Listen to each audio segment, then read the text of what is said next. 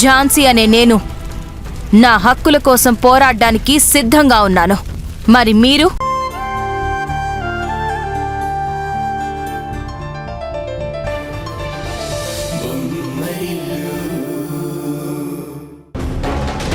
కాదు, నిజం తెలుసుకోమని హెచ్చరిస్తున్నాను.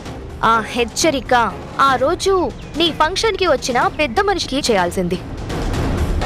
పెద్దవాళ్ళని గౌరవించడమే మా ఇంట్లో వాళ్ళు నాకు నేర్పారు. వాళ్ళని ఎదిరించడం, వాళ్ళ మీద మాట తూలడం నాకు నేర్పలేదు. దీన్నే చేతకానితనం అంటారు.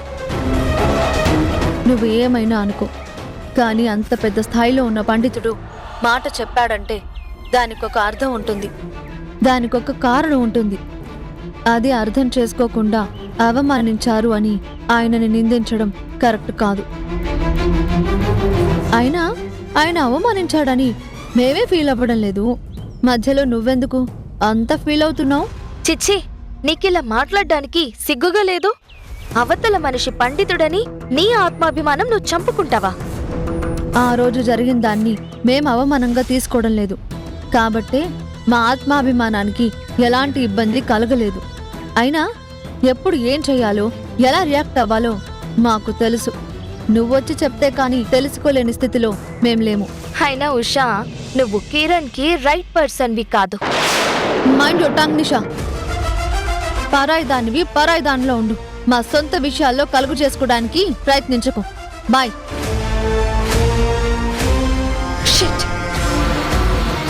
చేతిలో చిల్లి గవ్వుండదు కానీ పొగరికి మాత్రం తక్కువ లేదు.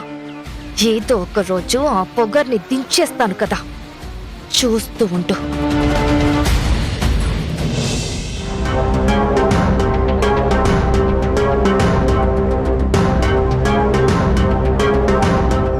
ఈ ఉషేంటి క్యారియర్ తీసుకుని ఇక్కడికి వచ్చింది? కిరణ్కి క్యారియర్ తీసుకొచ్చి దగ్గరుండి తినిపించేసి కిరణ్ దగ్గర మార్కులు కొట్టేద్దామనుకుంటుందా? నేనలా ఇలా జరగనిస్తాను.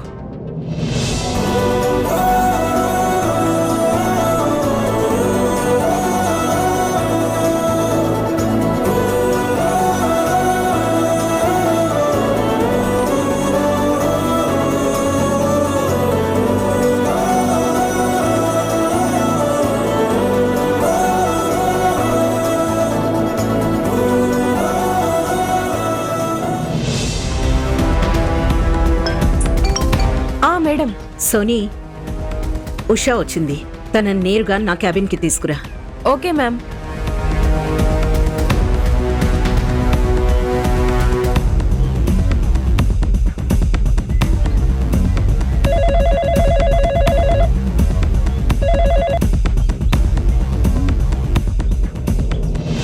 Excuse me ma'am. ఏంటి? కిరణ్ మై మేడం మిమ్మల్ని తన క్యాబిన్కి రమ్మన్నారు.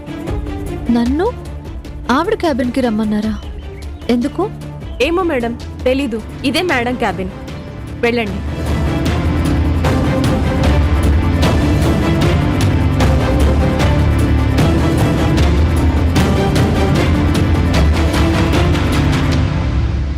అత్తయ్య,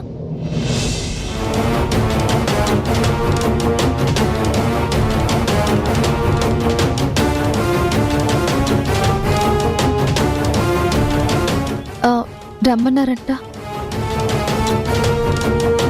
నువ్వు ఆఫీస్కొచ్చి ఇక్కడ పనిచేసే వాళ్ళని డిస్టర్బ్ చేయడం నాకు ఇష్టం లేదు. అది చెప్పడానికే ఇక్కడికి పిలిచాను. నేను డిస్టర్బ్ చేయడం ఏంటి? అవునా, మరెందుకు వచ్చినట్టు? మీకు ఆయనకి లంచ్ తీసుకొచ్చాను, ఇది ఇద్దామని వచ్చాను. మాకు లంచ్ తీసుకురమ్మని నిన్నడిగానా? అడగలేదు, కానీ లంచ్ అయితే చేయాలి కదా. బయట ఫుడ్ కన్నా ఇంటి ఫుడ్ అయితే ఆరోగ్యం అని. ఓ అవునా, మరి ఇన్ని రోజులు నేను ఆఫీస్కి వచ్చినప్పుడు ఆ విషయం నీకు గుర్తు రాలేదా? ఈ రోజు కిరణ్ ఆఫీస్కి వచ్చాడని ఆ విషయం గుర్తొచ్చిందా? కిరణ్ ఆరోగ్యం మాత్రమే నువ్వు పట్టించుకోవాలనుకుంటున్నావా? కిరణ్కి మాత్రమే ఇంటి ఫుడ్ పెట్టాలని కంకణం కట్టుకున్నావా? అయ్యో, అలా ఏం లేదు అత్తయ్య. ఇక్కడ నువ్వు వడ్డించి తినిపించి ఎవరిని మెప్పించనవసరం లేదు. పైగా నీ వల్ల మా అందరికీ టైం వేస్ట్. మేం అడగని సాయం చేసి మాకేదో చేసేస్తున్నట్టు అందరి ముందు నువ్వు బిల్డప్లు ఇవ్వనవసరం లేదు. ఇది నా బాధ్యతగా చేయాలనుకున్నాను తప్ప ఎవరినో మెప్పించాలని కాదు. నీ బాధ్యతలేవైనా ఉంటే అవి ఇంటి దగ్గర చూసుకో. అవి ఆఫీస్ వరకు తీసుకురావాల్సిన అవసరం లేదు. ఇక్కడ ఎలా ఉండాలో ఏం చేయాలో మాకు తెలుసు.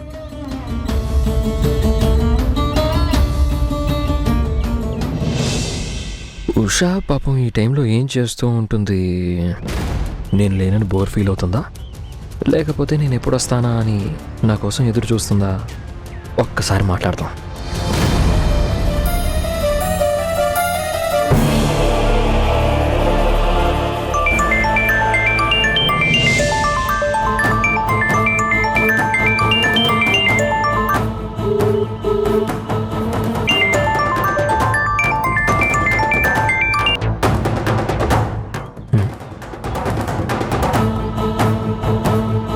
ఏం చేస్తుంది?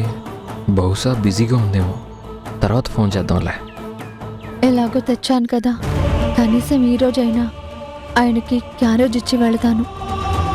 ఇక్కడ నీ సేవలు ఎవరికీ అవసరం లేదు. ఆ క్యారేజ్ అక్కడ పెట్టేసి వెళ్ళు. నేను కిరణ్కి పంపిస్తాను. ఆగు.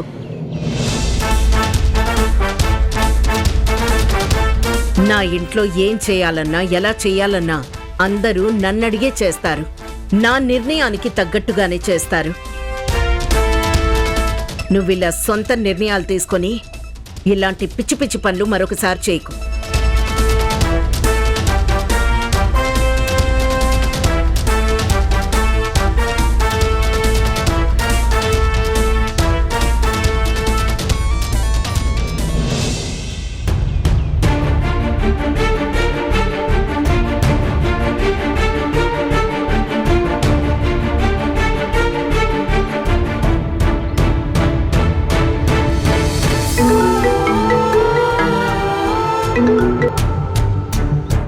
హలో, ఏంటి కాల్ చేశారు? ఏం లేదు ఉషా, గుర్తొచ్చావు. ఏం చేస్తున్నావు అడగడానికి కాల్ చేశాను. మీరు ఫోన్ చేసినప్పుడు కొంచెం పనిలో ఉన్నాను, అందుకే లిఫ్ట్ చేయలేదు. ఆహా, పనిలో పడి నన్ను మర్చిపోయావన్నమాట. మీరు దగ్గరగా ఉన్నప్పుడు ఎన్ని పనుల్లో ఉన్నా పని చేసినట్టు ఉండదు. మీరు దూరంగా ఉన్నప్పుడు ఎన్ని పనుల్లో ఉన్నా మిమ్మల్ని మర్చిపోవడం జరగదు. ప్రియమైన హైరానా మొదలైనాలోనా లలనాని వలనా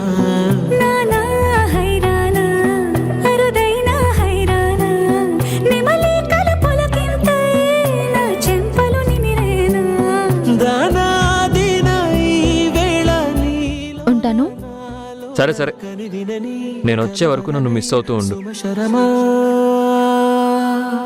బాయ్.